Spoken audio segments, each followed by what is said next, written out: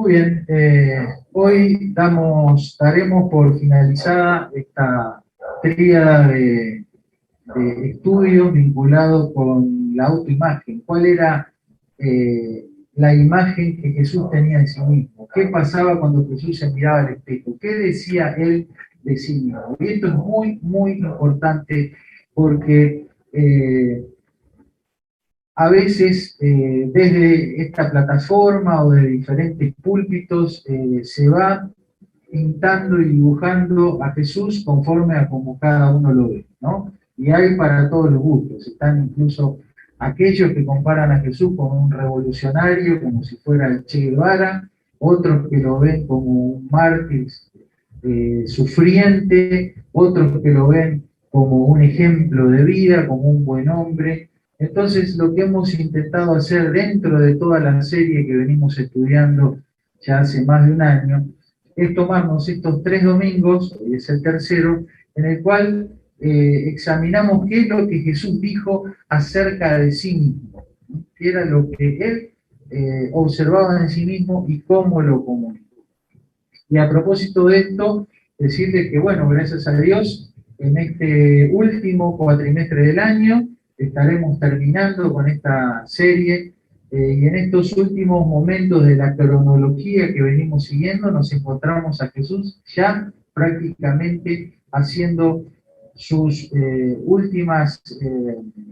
sus últimas experiencias en el norte del país y ya bajando, descendiendo a la ciudad capital de Jerusalén, donde tendrá su entrada triunfal y luego será juzgado, encarcelado, crucificado y por supuesto también resucitado. Empezaremos el mes de enero, si Dios quiere, el año que viene, dedicándole todo el mes a estudiar sobre la resurrección de Cristo, porque precisamente eso es lo que ha marcado la diferencia entre él y cualquier otra persona que ha habitado este planeta Tierra. Él le ofreció su vida, pero como él mismo lo dijo, tuvo poder para ponerla y también para volverla a tomar. Y si la resurrección de Cristo, nuestra fe sería vana, seríamos finalmente personas que siguen una ilusión, pero claro que eso no es así, porque Cristo ha resucitado. Así que eso es lo que nos espera para estos últimos meses del año y para enero del 2022, si Dios así lo permite. En su autoimagen Jesús dijo, yo soy el Señor, yo soy el Señor. Y hablamos de esta palabra como tanto en el griego o en el hebreo, los idiomas que se hablaban en esa época y en los cuales fueron escritas las palabras de la Biblia. Verse a sí mismo como el Señor implicaba reconocer y proclamar que Él tenía o tiene poder y autoridad. ¿Para qué? Para que se haga su propia voluntad. Que Jesús diga, yo soy el Señor, es como que nos dijera, querida, querido, tengo el poder y la autoridad para que se haga lo que yo quiero, ¿sí? Que se haga mi voluntad. Y en esta serie vimos esta extraordinaria declaración donde él dijo y proclamó, yo soy la resurrección y la vida, el que cree en mí, aunque esté muerto, vivirá. Y todo aquel que vive y cree en mí, no morirá eternamente. ¿Sí? Y esta ha sido la fe de Elisa y de tantos otros amados hermanos y hermanas en Cristo que han partido, que ya no están aquí, pero que aferrados a esta convicción nos genera a todos nosotros la tristeza de no tenerlos, pero el gozo de saber que han de vivir eternamente porque han puesto su confianza en aquel que dice yo soy la resurrección y la vida. Y ese Jesús que dice yo soy el Señor y yo soy la resurrección y la vida es el que nos está invitando a todos los que estamos hoy aquí escuchando este estudio a que reconsideremos dónde estamos parados y que pensemos si efectivamente esa invitación no es para ti o para ti, y que digas, bueno, yo también debo caminar hacia la vida que es Cristo y no aferrarme a cosas terrenales. En segundo lugar, vimos el domingo pasado sus exigencias. Y en sus exigencias Jesús nos invitaba a ver en sus declaraciones, no como un control de calidad, ¿no? A ver cuánto realmente somos y cuánto es lo que meramente aparentamos, ¿no? Y en sus exigencias el Señor nos pide lo que pediría cualquier Señor: exclusividad y entrega. ¿Se acuerdan? Que hablamos de exclusividad porque Él lo dijo así: ninguno puede servir a dos señores. No podés tener dos personas a quienes vos te rindas y le reconozcas como el Señor de tu vida. Porque pasa eso, ¿no? Vas a favorecer a uno y descuidar al otro. Sería una vida como viviendo a dos puntas, como decimos habitualmente. Eso no puede ser, no debe ser así y no funciona. Y Jesús mismo no tiene ningún interés en que aquellos que decimos que Él es nuestro Señor estemos a veces rindiéndonos a Él como nuestro Señor y otras veces coqueteando con otros amantes, ¿no? Metafóricamente hablando, habíamos presentado esto como lo que pasa cuando hay una pareja que uno termina adulterando, engañando al otro, y precisamente la Biblia describe esta relación como una especie de adulterio espiritual.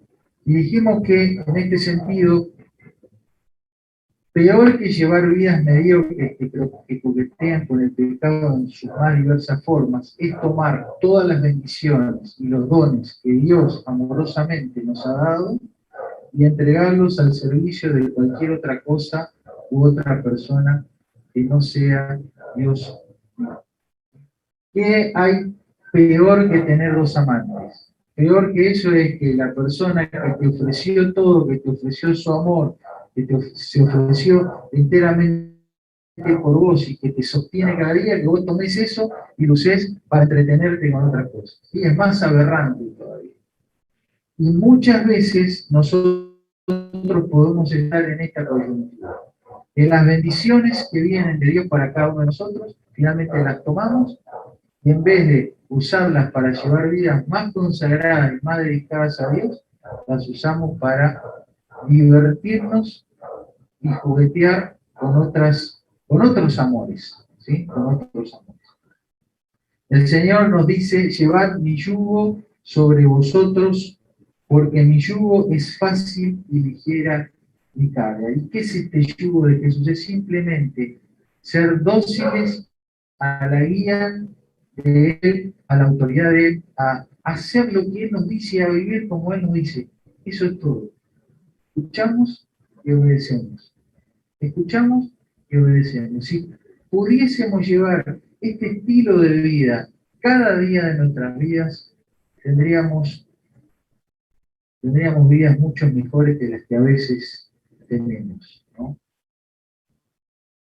En segundo lugar, vimos el domingo pasado que las exigencias tienen que ver con esto, con que Él es el Señor y entonces yo soy su siervo. Y veíamos esta analogía, ¿no? Que en el último versículo, en el 17, para no ser tan largos, Jesús dijo: así también vosotros, cuando hayáis hecho todo lo que os ha sido ordenado, decid: siervos sin mérito somos, pues hemos hecho lo que debíamos hacer. La entrega que Jesús pide para aquellos que decimos ser su siervo, porque claro, si le decimos Señor, Señor, Señor, estamos asumiendo que somos sus siervos, ¿no es cierto? Excepto que sea algo solo de la boca para afuera. Y ser siervo de Cristo implica entender que es el concepto de servidumbre. El concepto de servidumbre es la renuncia a todos mis derechos, la subordinación, atarme a quien yo reconozco como mi Señor, es entregar mi voluntad para hacer la voluntad de otro. Y eso es lo que en esta ilustración Jesús enseñaba. Él espera que nosotros seamos siervos sin mérito. No necesitamos tener ningún mérito especial. Aunque nos veamos al espejo y digamos: no valgo mucho o no valgo nada, no tengo mucho o no tengo nada, no me salen las cosas, no importa, es simplemente ceder nuestra voluntad para hacer la voluntad de Dios. Y eso es más que suficiente, porque de esa manera se establece esa relación que Él está queriendo tener con nosotros. Él es el Señor, Él dice, y nosotros sus siervos escuchamos y obedecemos. Sencillo.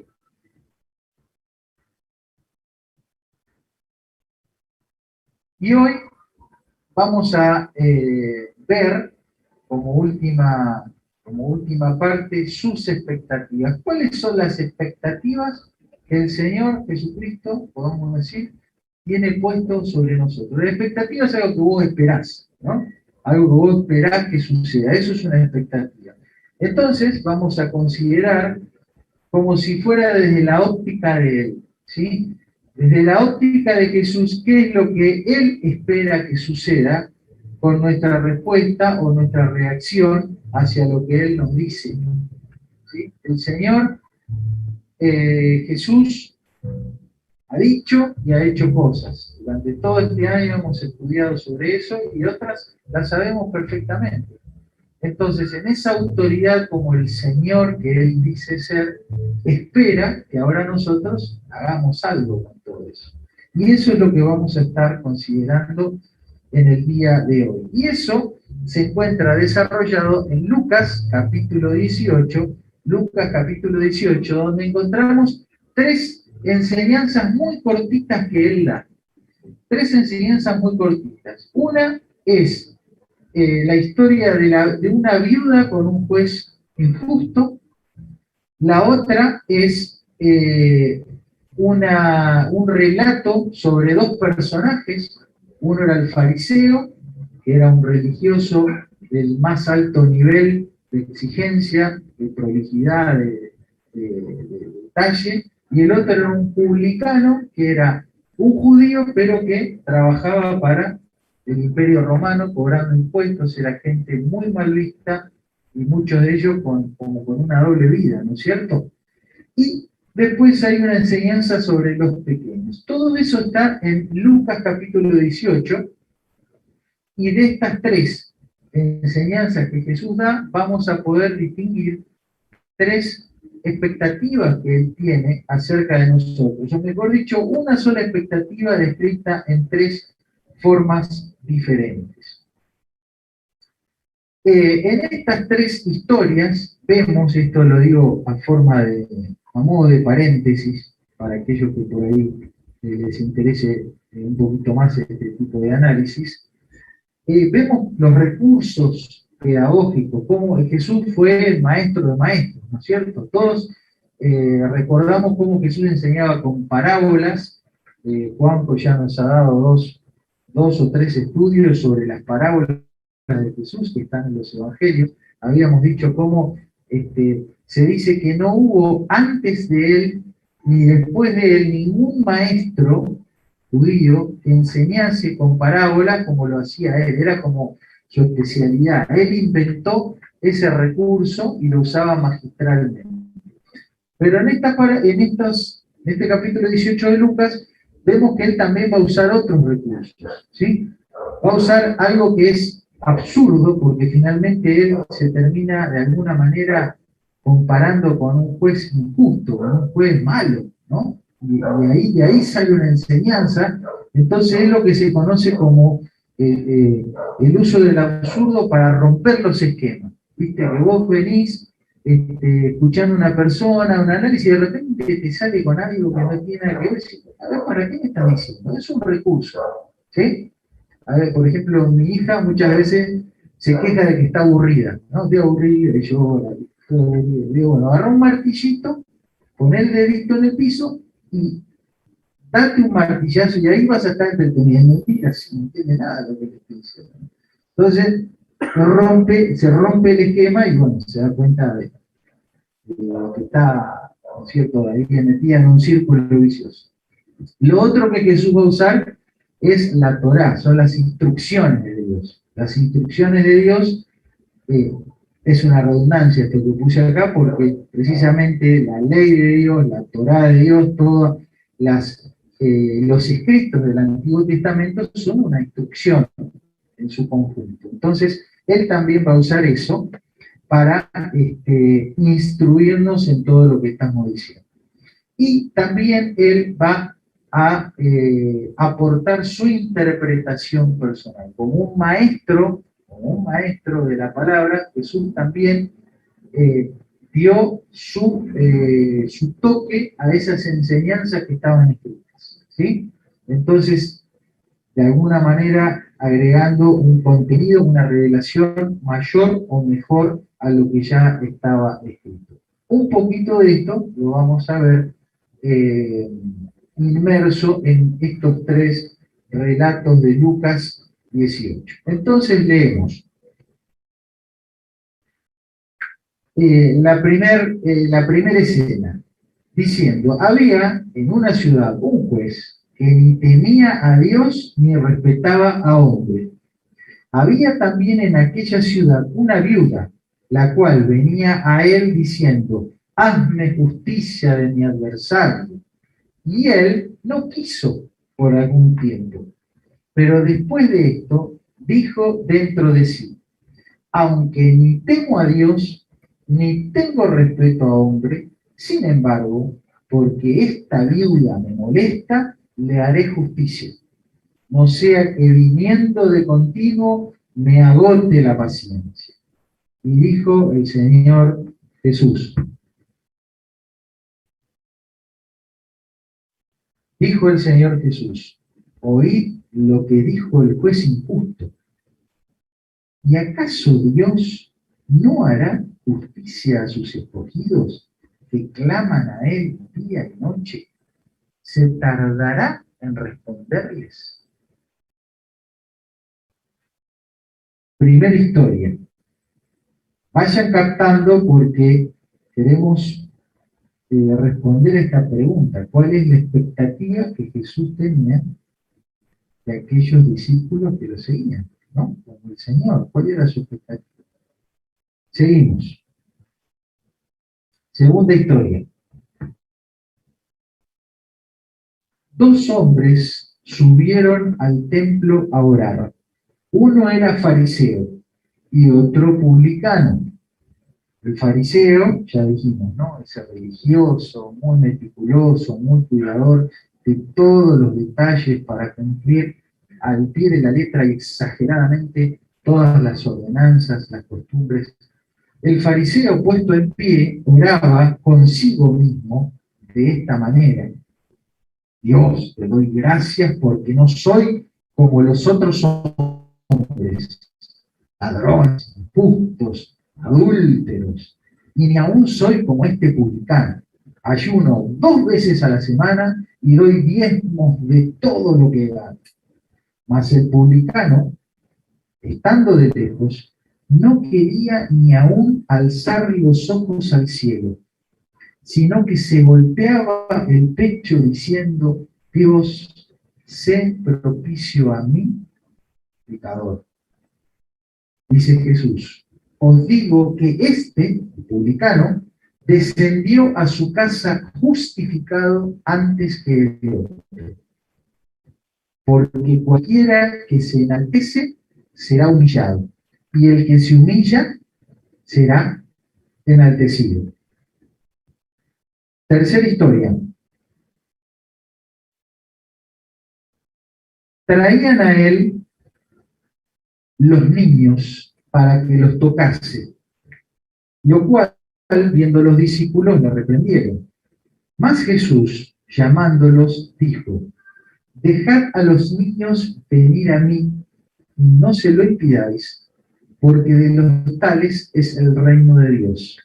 Dice Jesús, de cierto os digo, que el que no recibe el reino de Dios como un niño, no entrará en él. ¿Cuál puede ser la enseñanza común a estas tres historias en las cuales esperamos encontrar la respuesta a la consigna del estudio de hoy? ¿Cuál es la expectativa que Jesús tiene acerca de nosotros cuando nos llama, nos invita a que Él sea nuestro Señor y que nosotros seamos sus siervos. ¿Cuál será la enseñanza común? Yo creo que la expectativa de Jesús dice, búsquenme. Su expectativa es que nosotros le busquemos. Que le busquemos como la viuda, que le busquemos como el publicano y que le busquemos como los pequeños. Vamos a mirar brevemente estos tres pasajes que hemos leído, y el primero no necesita demasiado análisis, ¿no es cierto? Porque fue muy claro. Dice, si un juez injusto, que no teme a Dios, que no teme a los hombres, que no le importa nada de nada, que es un soberbio, que es un insensible, si esa persona, aún esa persona puede en un momento tener un acto de coherencia y aplicar justicia y atender a una viuda que le pide insistentemente, ¿acaso Dios no hará justicia a sus escogidos que claman a Él día y noche? ¿Se tardará en responderles? ¿Cómo es la respuesta a esta pregunta? ¿Se va a tardar Dios en responderme si yo clamo a Él? ¿Qué piensan? La respuesta es no. Dios no se ha de tardar. Entonces, la expectativa de Dios, lo que el Señor está diciendo es, búsquenme, quiero que me busquen, espero que me busquen, y que me busquen clamando como la viuda. Clamando como la viuda. ¿Por qué la viuda clamaba y pedía a ese hombre? Porque sabía que ella sola no podía, necesitaba que una autoridad superior le resolviera su conflicto. Y bueno, el menos malo era el juez de esa historia, ¿no es cierto? Que era también un hombre despreciable. Pero cuánto más nosotros podemos clamar al Señor sabiendo que Él mismo se va a ocupar de respondernos y de atender a nuestro clamor. Entonces, queridos, queridas, podemos decir en primera instancia, la expectativa del Señor es que le busquemos, y que le busquemos en clamor, en ese pedido profundo, sincero, que muchas veces nos atraviesa el cuerpo, como dijo Nico, esta coyuntura que vivimos este fin de semana, te atraviesa el cuerpo. Una cosa es saber que alguien falleció en algún lado y otra cosa es saber que un ser muy cercano a ti falleció. Con Niña y Walter y toda la familia Acosta hablábamos de eso esta semana, ¿no? Ellos vienen ya hace más de un mes ahí con su hija Laura entre la vida y la muerte. Y ellos me contaban, ¿no? Y me decían, una cosa es que te pase a otro, y otra cosa es que te pase a vos eso, ¿no? Entonces, que nos pueda, como se dice ahora, pasar por el cuerpo la experiencia de clamar a Dios y de pedir a Dios desesperadamente, es decir, sin otra esperanza, sin otra alternativa, sin otro recurso que no sea el Señor mismo, como la viuda. Con la diferencia de que en vez de tener nosotros un juez injusto, estamos ante la presencia del Señor bueno, bondadoso, justo y misericordioso que siempre responde. En segundo lugar, Lucas 18 nos cuenta la historia de este hombre, ¿no? El fariseo y el publicano, humillados como el publicano. Buscar a Dios en humillación, en humildad, como el publicano, que se golpeaba el pecho y decía, sé propicio a mi pecador. Miren, esta historia tiene algunos detalles interesantes. El fariseo no necesariamente era alguien malo o alguien despreciable, pero era en la sociedad de aquella época era la persona que más o mejor podía Jesús elegir como la persona que más o mejor cumplía o respetaba toda la normativa. ¿Sí? Pero aún así, aún siendo, vamos a decir, el ícono de obediencia, de espíritu de sacrificio, de detalle, aún siendo así, no la alcanzaba. Y por eso es que no, después de orar así, porque no dijo nada que sea mentira, ¿no? Él ayunaba 2 veces por semana, daba los diezmos, cumplía todo. Y efectivamente él era menos pecador que todos los otros, porque no era ni ladrón, ni adúltero, ni publicano, ni coimero. Él no era nada de eso, era un hombre consagrado a vivir.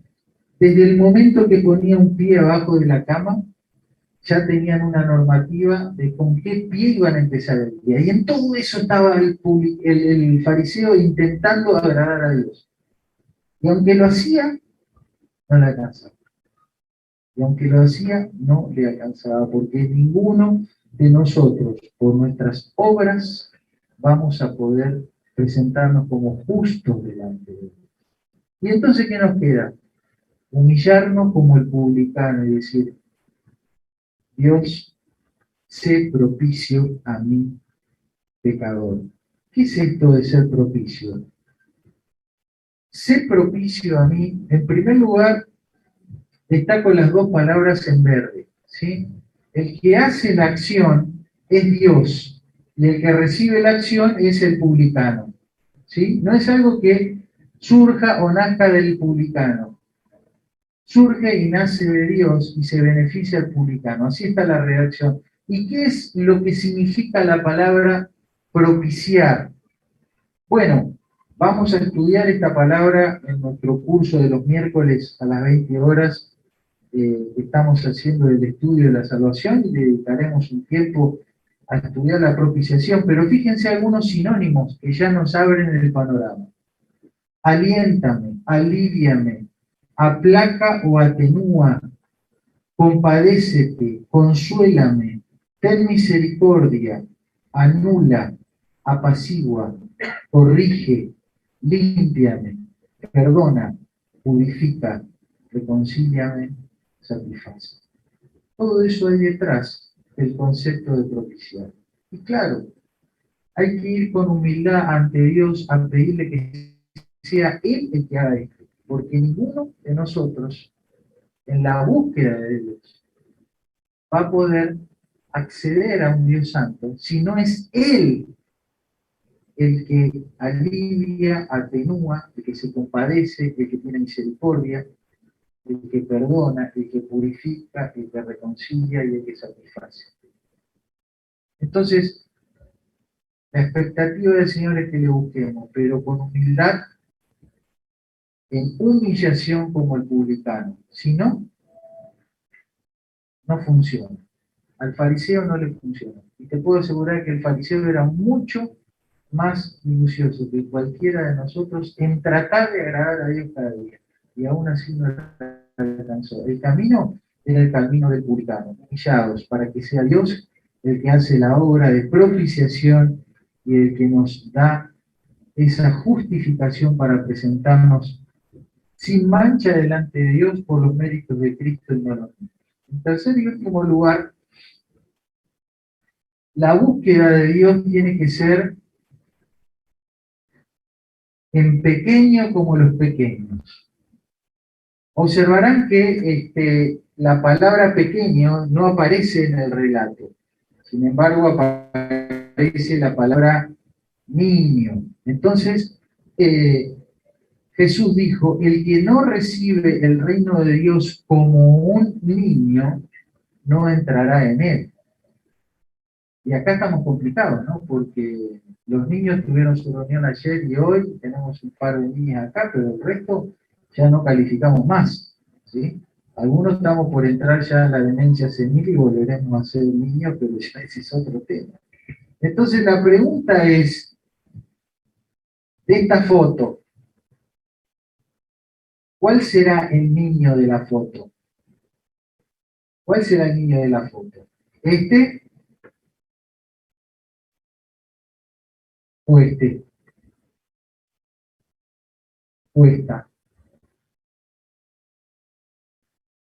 Y si esto fuera los niños, ¿qué esperanza hay para este y para este? Entonces necesitamos ver si esta palabra niño hace referencia a una edad, al documento. ¿Qué clase sos? No, yo soy clase 2008. Bueno, ya no son niños, afuera. ¿Será así? Fíjense, este es el texto que leímos hoy. Traían a él los niños para que los tocase. En el 16 dice, Jesús llamándolos dijo, dejad a los niños, venid a mí. Y en el versículo 17 que leímos, dice, lo cierto os digo que el que no recibe el reino de Dios como un niño, no entrará en él. Puse la palabra niños en dos colores diferentes, en negro y en verde, porque cuando Jesús habló y dijo esto, en el idioma en que él lo dijo, o por lo menos en el idioma en que se escribió el relato del Evangelio, que fue en griego, se usaron dos palabras diferentes, que al traducirlas al castellano, los traductores pusieron meramente niños, ¿sí? Aunque nosotros también tenemos otras palabras para referirnos a los niños. Entonces en el diccionario podemos encontrar esa diferencia. Traían a él los niños, traían a él los infantes, los niños pequeños.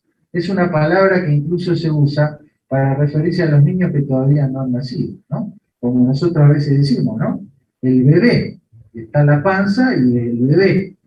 Y nació y estaba mamando y es el bebé todavía, ¿no? Esa palabra que usamos para esos diferentes momentos, pero estamos haciendo referencia siempre a un niño pequeño. Y sin embargo, cuando Jesús habla a sus discípulos, usa otra palabra. Y él dijo, dejad a los niños, y ahí ya no dijo brefos, sino que dijo paidón, diminutivo de país, que significaría niñitos o pequeñitos, pequeñitos, ¿sí? Entonces es como que dijéramos, traían a él niños muy pequeños y bebés para que los tocase, mas Jesús llamando dijo, dejad a los pequeñitos venir a mí.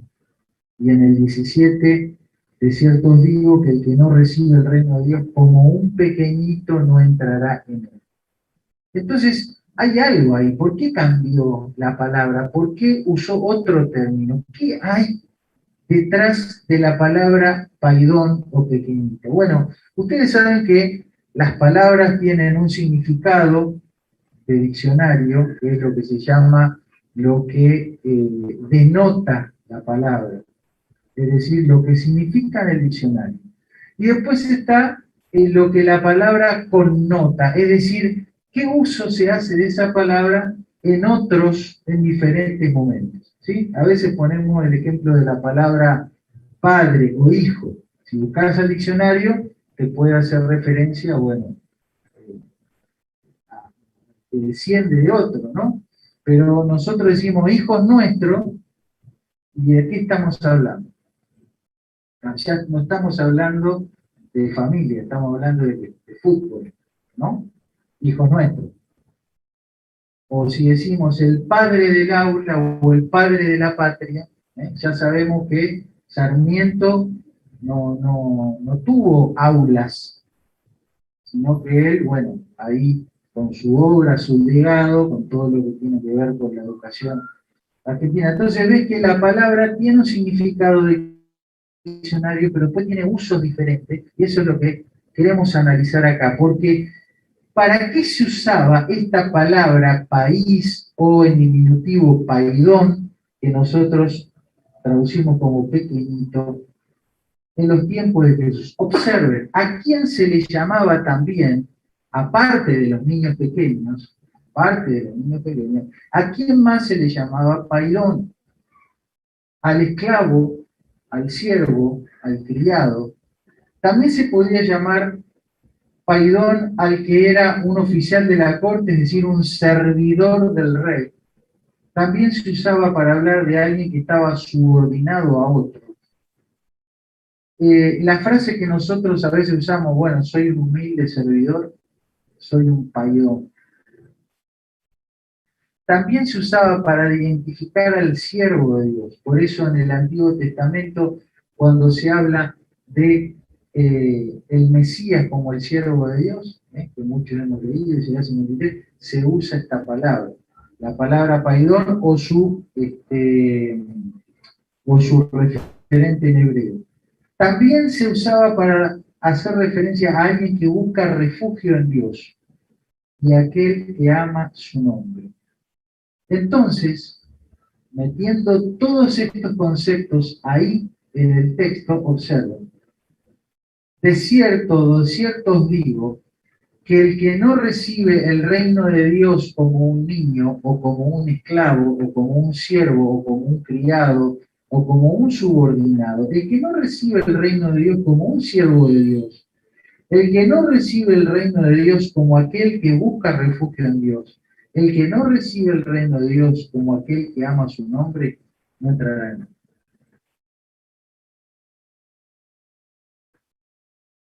El Señor, en sus expectativas, queridos, espera que le busquemos y nos dice, búsquenme, pero búsquenme pequeños, como los pequeños. Si te pasó el cuarto de hora, ya no tenés 9, 10 años, no importa.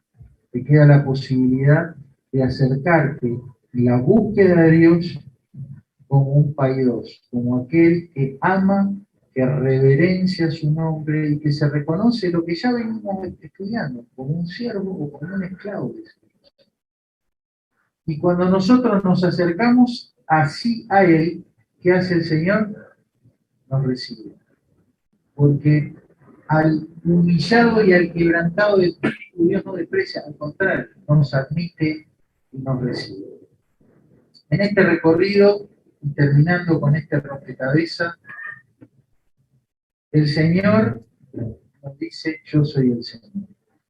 Nos pide exclusividad, nos pide entrega, nos dice, no te preocupes de nada, yo soy la resurrección y la vida.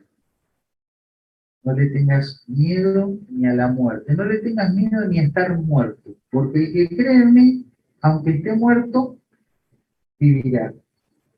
Pero en sus expectativas en esta noche, querido, querida, nos dice, la expectativa es que me busquen, clamando como la viuda, porque Él responde, humillado como el publicano, porque finalmente Él es el que justifica, y pequeños, pequeños como los pequeños, porque Él es el que nos ama. Invito a que oremos y que puedas ahí en el silencio de tu corazón mirarte. Pusimos el dibujito de ese hombre ahí al espejo, en la última imagen. No sé cuál es o qué es lo que ves cuando te ves al espejo. Pero esta es la oportunidad para que te presentes ante Dios.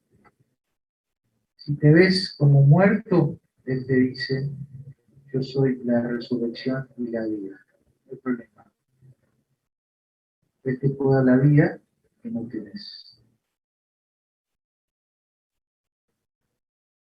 Si te ves esforzándote por agradarle, pero te das cuenta que no te alcanza, puedes acercarte a Él como el que está.